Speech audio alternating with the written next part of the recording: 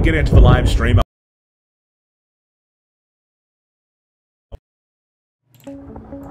While we're waiting on everybody to get into the live stream, I want to give you a quick look at your New Wave Wireless forecast, home of the $49 iPhone screen repair, because we've got some shower and thunderstorm activity on the way tonight, and it's probably not going to let up, at least for a day or so.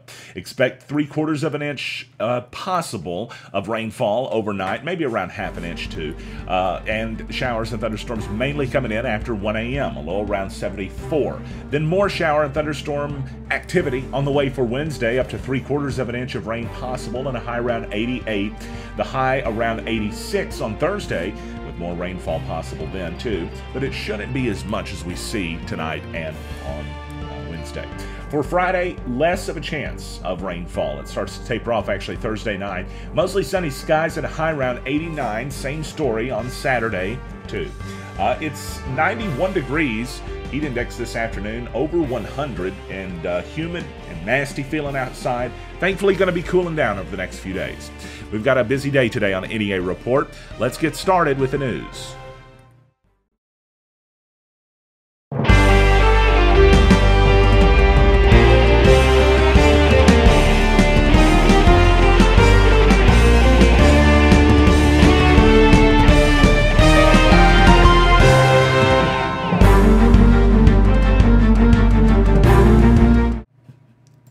Thank you for joining us on NEA Report. I'm Stan Morris. Tonight we're going to go through several different news stories and catch you up to date on some stuff that's been happening that, well, some of which we've gotten behind on. Other stories we reported first, but now we need to elaborate more on. First up tonight, let's talk about the incident with Johnny Kelly, the man who was killed in a shootout with Truman Police Chief Chad Henson. This took place last Friday, and of course we've reported on it since then. I want to show you some stuff that has been obtained through Freedom of Information Act requests. These are government emails, emails between government individuals that discusses some of Johnny Kelly's behavior leading up to what took place.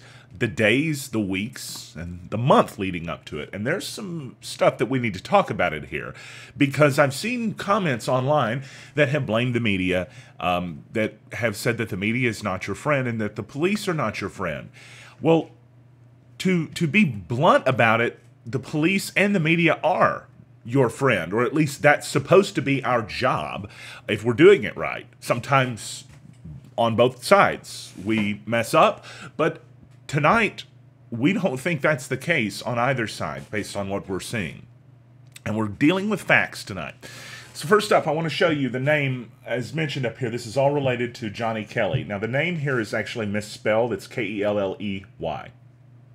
Just pointing that out because somebody will mention that. But that's kind of, I mean, typos happen. These are emails between people. I want to talk about the first email that was sent to Chris Cruz in Poinsett County from Dwight Griffith of Arkansas State Police. It says, Johnny approached me in my car at Truman District Court this morning. This was on July 16th, okay? He made some statements that he had been trying to make contact with Kevin Mulder and the Chief of Police in Truman, Chief of Police Chad Henson, but neither will call him back. He said a Truman officer has been in a sexual relationship with his 14-year-old niece and had gotten her pregnant, then paid to have an abortion done on her. Mr. Kelly stated he has the capability of adding $2.1 million to Truman's general funds if he can just be heard out by the right people, and stated that Truman is at the point of martial law. Kelly stated he is fixing to deputize himself as a Poinsett County deputy and also a U.S. Marshal to start making the arrests needed. The common theme there, of course, is one that we could probably go without mentioning, but it is quite clear what it is, because it is even mentioned here. I'm going to show you, zoom in. He's suffering from some type of mental disorder. And the email is signed, Be Safe, Dwight. This was sent on July 16th, Monday, July 16th, at 11:51 a.m. All right, I'm just pointing out the times because we're going to be going through some of this stuff here, and we're going to try to mention all the different times that you can see. You should be able to see all this on the screen, but this is way easier than just posting this or trying to write all of this stuff out. At least we hope so. Well, Chris Cruz replied, and actually he took that email and emailed Kevin Mulder. Let me correct myself there. The sheriff, Kevin Mulder. It said, I asked Dwight to send me his statement. I told William to keep up with everything he's been doing, but it's been a while since I've heard Kelly's name. What do you think we can do with these statements? And then some of the forwarded emails are done. One of the replies, this looks like from the sheriff, says the DPA's office needs to be contacted so an involuntary commitment can be done. This is important because on Monday, July 16th at 4:06 p.m., the sheriff's office in Poinsett County knew that Johnny Kelly was in some type of deranged mental state, and they were working to commit him at that point in time for psychiatric care. The problem is, in America right now, for whatever reason, not a political thing, but it's just the way things are, our mental care is just deficient. We need more mental health care institutions. If you want to call them institutions, fine. That word was demonized and they were closed, and now you have nobody to deal with the potentially criminally insane, but the mentally deranged, except for officers of the law who are not equipped to deal with this. And as this case shows, even when officers of the law are doing everything they can to try to get the person mental care, sometimes it's not enough in time with the way our system is now. And so I think, based on what I'm seeing in this case and in many other cases, we all have to say, what can we do? What can we add resource-wise for police in the community, for just the community, to deal with mental patients that are potential threats to others? In Jonesboro, we had a chance to have a homeless and inpatient mental care facility, but we blew that one. But anyway, that's another day. Let's go back to this. It says the DPA's office, this is the email that was forwarded, and then they were forwarding along the emails that were with it, right? One of the emails was sent from Chris Cruz at the Poinsett County Sheriff's Office asking what they thought of this. Some of the emails that we'll continue to forward here, I'm just trying to summarize this because the forwarded email contains all of the older emails too, so it can get a little repetitive. Well, here it's on Thursday, July 19th, 9:26 a.m., and attached is an involuntary commitment for Kelly. Do you believe this meets the level needed for his commitment? Detective William Holmes. This was sent to Liz Wagner and Chris Cruz. The next email in the chain, it's on Friday, August 3rd, but I don't see an actual message here. That's why I began scrolling after it. It looks like it was just a forward. That's what it was. It was a forward from Chris Cruz to the sheriff, Kevin Mulder. That's on August 3rd. So I suppose that's now on the date where it took place. That would be after the shooting. I mean, we were in the days leading up to it. They had been trying to get it done in the weeks leading up to it, and it was too late. And that's just unfortunate. This is the actual document here. The involuntary commitment. If you've never seen one of these, here's what it looks like. I'm going to do a little bit of a zoom in here so you can see it better on your screen. Okay? It's, again, I want to point out, I think that last name is a misspelling there. I guess we all may be wrong in the media and have our spelling wrong, but nonetheless, it says Johnny Joe Kelly, a resident of Poinsett County, is believed to be addicted to alcohol, drugs, and should be committed to the appropriate receiving facility or program for treatment of this addiction. She's believed to be homicidal, suicidal, gravely disabled, as defined below. The symptoms as underlined. It says, on the morning of Monday, July 16, 2018, Johnny Joe Kelly made contact with Arkansas State Trooper Dwight Griffin in the parking lot of Truman District Court.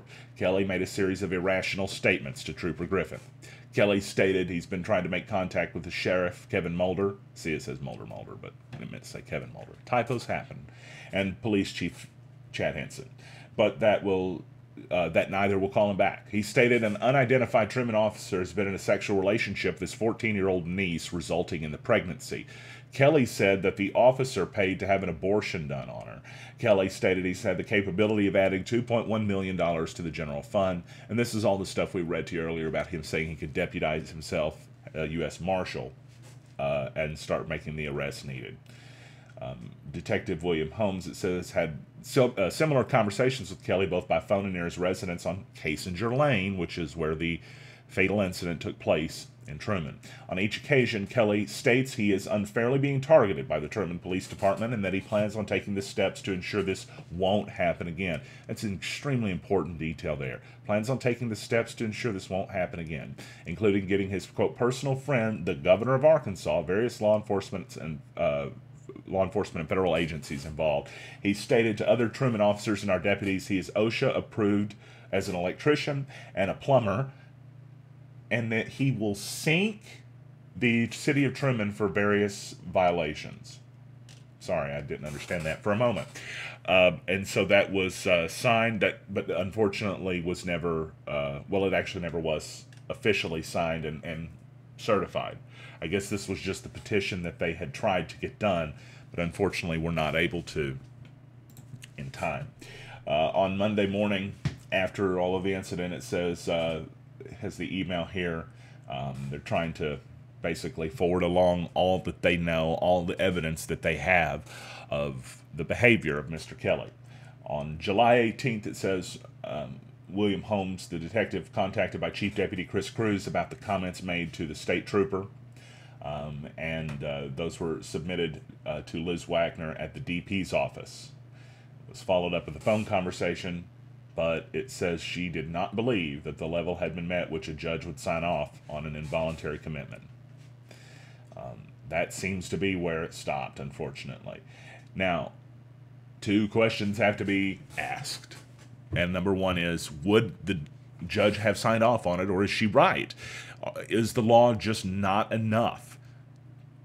Are police just not able to do what needs to be done when there is a clear and present ticking time bomb, figuratively speaking, in the community? Or was a bad call made? I don't know the law or the procedure enough to make those decisions or to make those assertions here with you. I'm just telling you what my questions would be as somebody that wants to look into this more. But I tend to worry that the law is vague and not giving enough authority to people to do what needs to be done, because you never hear much about involuntary commitments being successful. But in this case, man, it should have been. Here's some more evidence that was sent. This was on May 21st, okay? We're talking about months back. These are text messages, and this is the sheriff, Kevin Mulder, who was texting in a conversation that Jeff Morris, whose name we'll further elaborate on in a minute, he works for a political individual, a politician. He just called and said Kelly had come to their office and said some stuff that raised red flags. Senator Cotton's office in Jonesboro. Kelly made the statement he is going to declare martial law in Poinsett County. He filed a report with, I'm talking about Jeff now, the person with Senator Cotton's office, filed a report with Capitol Police. And so they posted his address. It was Kissinger Lane. And the detective said it's been building. He's been claiming he's being bullied and targeted by Truman PD for some time. Jeff Morris then mentioned something that we've not gotten to yet. Now we're talking about the guns. Morris with Cotton's office said he mentioned he is not a felon and wanted to exercise his Second Amendment rights and buy a gun. So if you're out with him, approach with caution. He's unstable. Noted several instances which TPD had been, quote, harassing him, and said his driver's license suspended for child support. I'm sure he didn't walk to Jonesboro either, it says, according to Jeff, indicating he may have driven there. Now we got another message in the conversation. I don't know who everybody is in this. Sometimes we're going to find out together. I saw him in Jonesboro a few months ago. He was out then, but didn't make any statements out of the norm from Johnny. From the way he talked, I believe he's living in a camper behind his mother's house that Rocky Kelly lived in. He does. I've been out there a few times. One person said, can you pass this on to Cook so Truman will be aware of it? Looks like somebody there is talking about batteries from power units being stolen. Don't know if that's related to this. But on July 18th, Detective William Holmes text here, if anybody has any off-the-wall comments made to him by Johnny Kelly, that he's trying to get the commitment done. Unfortunately, it was not successful, as we know. Some more documents here, and I don't know exactly if this is what relation this is to it. It looks like this was actually an incident of an alleged theft that took place, an incident report describing an alleged theft, and the suspect would have been Johnny Kelly. Looking at the date on this, this was on April 7th, 2017. That the report was filed. It was made about the day before when the incident was alleged to have taken place. But it looks like there was not very much information, and we don't know if they were able to discover exactly what happened. Let's read through the report narrative together and see what we can learn here about this. It says, on Friday, April 7th, 2017, at 9:45, Deputy William Holmes was dispatched to 17131 Lyles Lane in reference to a stolen window. I was familiar with the parties involved, having taken calls or reports from the complainant, Donna Bates, in the past 2 months concerning renter Johnny Kelly. On today's date, Bates stated sometime between last night and this morning, Kelly began moving items from behind the shed located next to the trailer he rents. On today's date, she found 2 bed frames propped up against the back of the shed. She also found an approximately 1.5 foot square single-pane window missing from the shed. The other part of the window was unlocked. I spoke with Kelly, who admitted he moved some items from behind the shed. Just skipping through here. I don't want to read through every single detail. So it seems like that had been some type of ongoing civil matter between he and Miss Bates. And it was recommended to Kelly he try to find another place to live.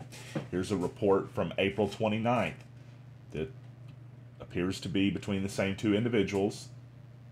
What is it about this time? Well, criminal mischief was the allegation. Raw sewage was smelled coming from the property. A septic line had been ruptured, it seems like, by Mr. Kelly. There was a report taken on May 14th of 2015 in reference to a theft of property by Johnny Kelly. The report says that the officers were dispatched to 17058 Casinger Lane, met with Johnny Kelly, who believed Becky Morgan stole his phone. He said Becky was over at his house. Johnny told me he did not see Becky with his phone and noticed he missed it, missing after she left, a black LG Touch. It says, made contact with Becky, lives on Lyles. She said she didn't have his phone, don't know where it was. She's been over his house multiple times asking about the phone. It should be noted I informed Becky not to return the property of Johnny at Johnny's request. So it seems like there was a lot of ongoing, because there's another report, residential burglary report. This was at Casinger Lane, was the report. Once again, but this time Johnny Kelly was listed as a witness.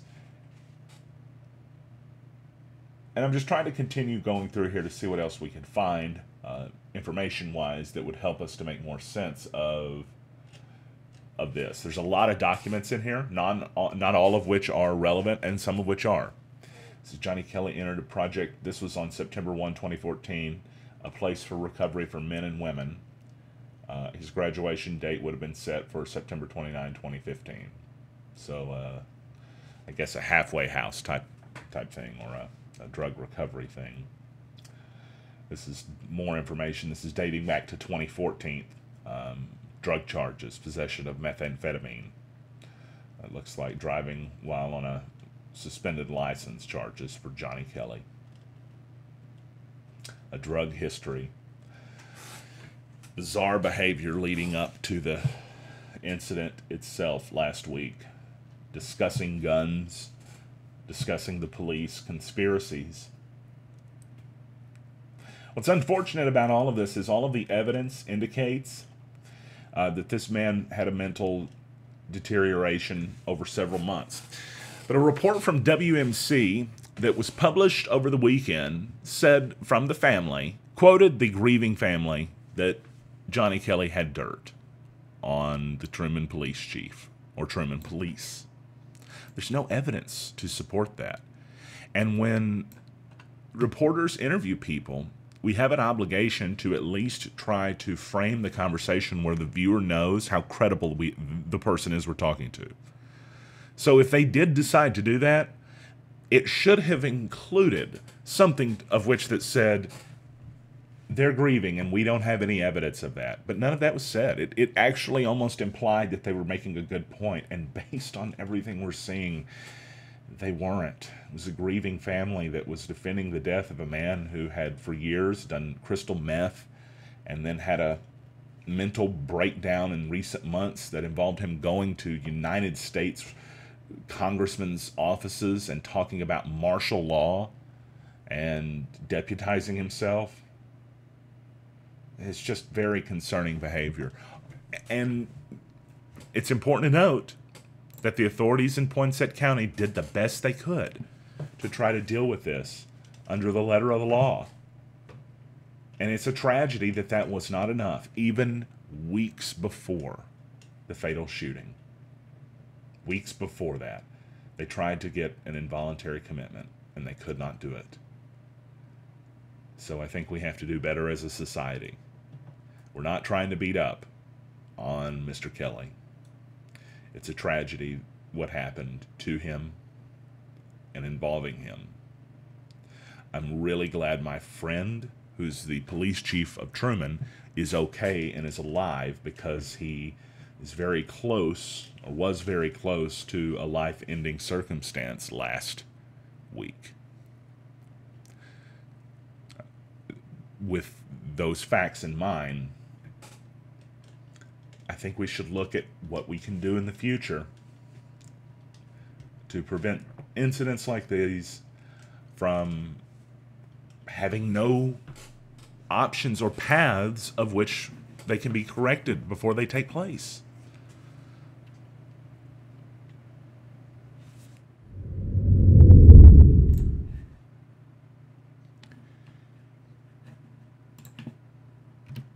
It's 3:22, and we're glad you're in with us today. And Walnut Ridge is getting sued again. This time, it's over deleted comments on their Facebook page. The city of Walnut Ridge is alleged to have violated the free speech rights of 2 Fort Smith residents who filed on Monday in U.S. District Court, Western District of Arkansas, Fort Smith Division, a lawsuit, a civil rights complaint against the city of Walnut Ridge.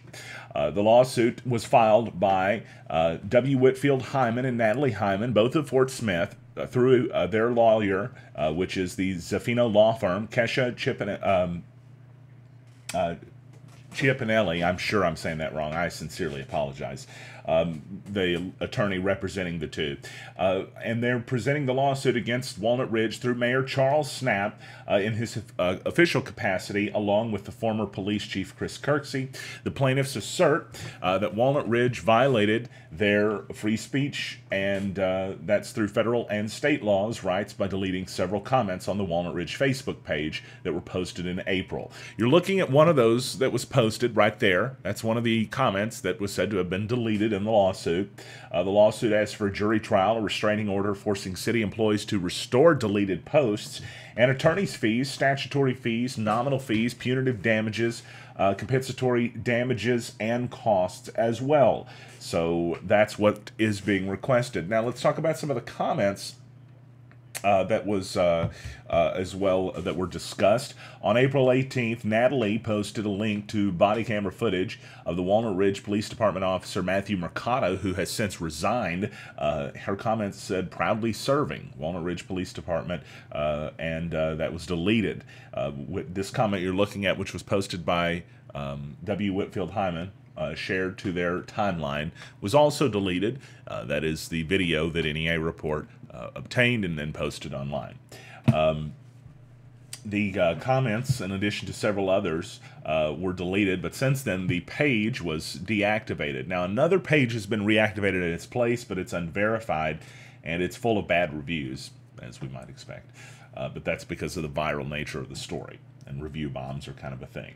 The lawsuit's asking, as mentioned, for damages. We'll see if anything comes of this, and it's worth noting, on May 23rd, a federal judge ruled that the president can't block people on Twitter for political views, that was a violation of the First Amendment. Government pages are not owned by individuals, even if they manage them, even if they think they own them. Government pages are owned by the public, by the people. So government pages cannot block people for dissenting, for instance, if there is a public comment section, because even though Facebook is private, that government-specific sponsored activity is not. That's still a public activity. Just worth mentioning there, because, you know, who knows where this thing will go, or if it will go anywhere, but it's another lawsuit that the city of Walnut Ridge is facing over this whole railroad worker debacle. Walnut Ridge Railroad Worker. That's really hard to say 3 times. Putting that in.